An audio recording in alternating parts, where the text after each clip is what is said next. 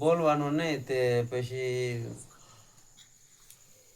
ઓલા મહેમાન આયા કે આ દીકરી છે ખરા કરી રૂપાળ્યું પછી બોલતી ને બોલે કઈ ખબર થાય ને બોલે તો તોલ થાય.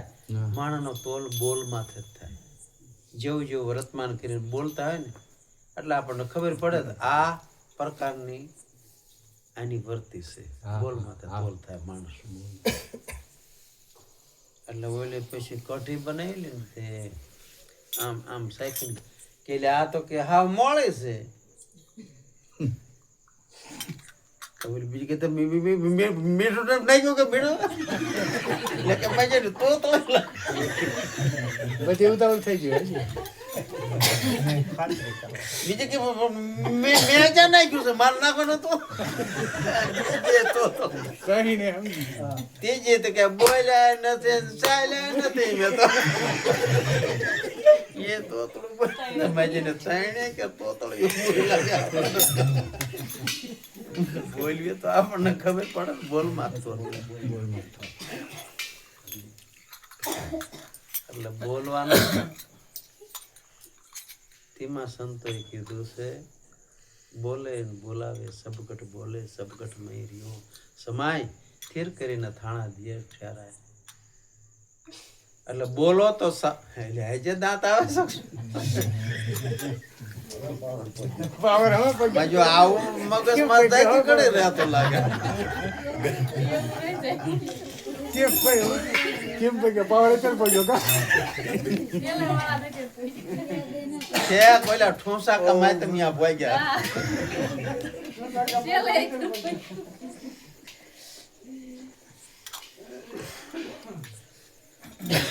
મૂળ વાત આપણે ક્યાં હાલતી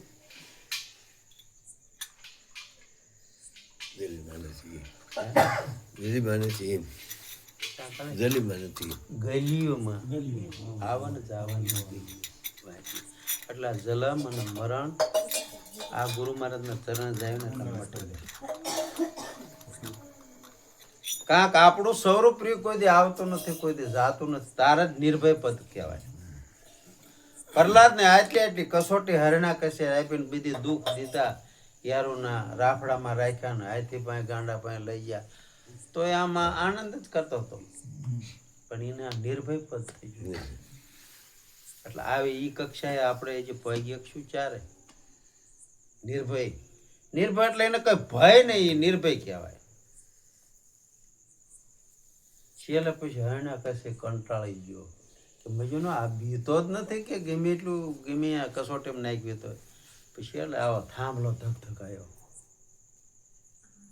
થાંભલો ધગધગાયો કે થાંભલાને બસ ભરી નકર કે આ તરવાય એટલે ખડકથી કે મારી નાખું. પછી પ્રહલાદ કહે છે ઓમ તમને તમારા ખડગમાં મારો જૂની કળાનો ગોસાઈ રે હે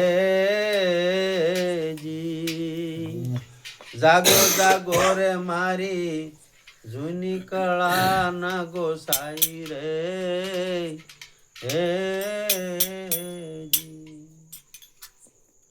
જૂના ધર્મ લો જાણ્યું કે છે એમાં કે છે જૂની કળાના ગોસાઈ તમે જાગો.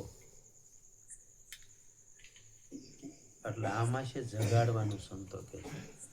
આ આપણે પણ બધું પડ્યું તો પડેકા વાળા ઉતેલું હતું અને સંતો બધા જગાડે છે.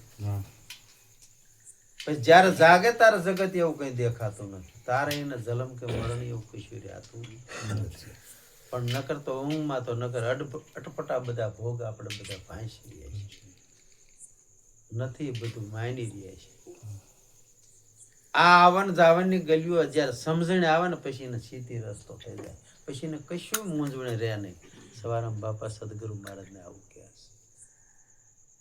આવી સમજણની અમને સુધી મળી જવી પડે. આપણને ખબર જ પડે જવી પડે એ સમજણ સુધી એના ઘીરે જ્યાં કહેવાય. પછી શું કહે છે છોડીને જાશો તો રે શોભે નહીં સ્વામી. છોડીને જાશો તો શોભે નહીં સ્વામી. નવ નવખંડમાં લાજે તમારો લેજો સદગુરુજી મારા શરણમાં લેજો. નવખંડમાં લાજે મારો લેજો સદગુરુજી મારા શરણમાં લેજો. સતની ધારા માથે સૂકી જાઓ, છોડીને જ્યાં કહેવાય. સત વસ્તુને આપણે મૂકી દો ને અસતમાં પગલું ભરો તો તમારો નેજવા લાગી જાય. નવી ખંડ એટલે આમાં નવી ખંડ છે.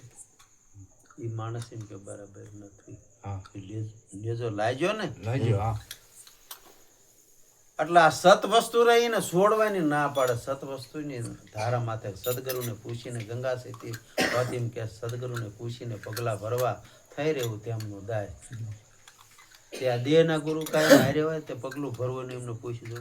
પણ આ માલકુર જે સત પડ્યું છે ને કે આ મારે કામ કરવા જેવું છે કે નથી કરવા જેવું એને પૂછીને પગલા ભરવા અને એનો દાસ થઈને આપણે રહેવાનો.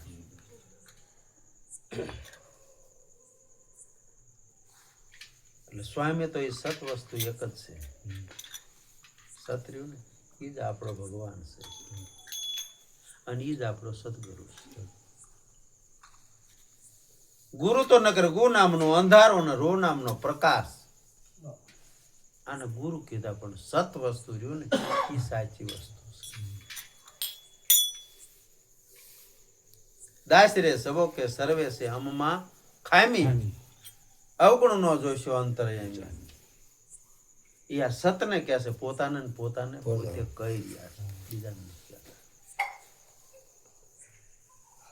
પછી તમારું ભજન પૂરું થયું એટલે કોઈ કહેતા ભજન તો પૂરું પછી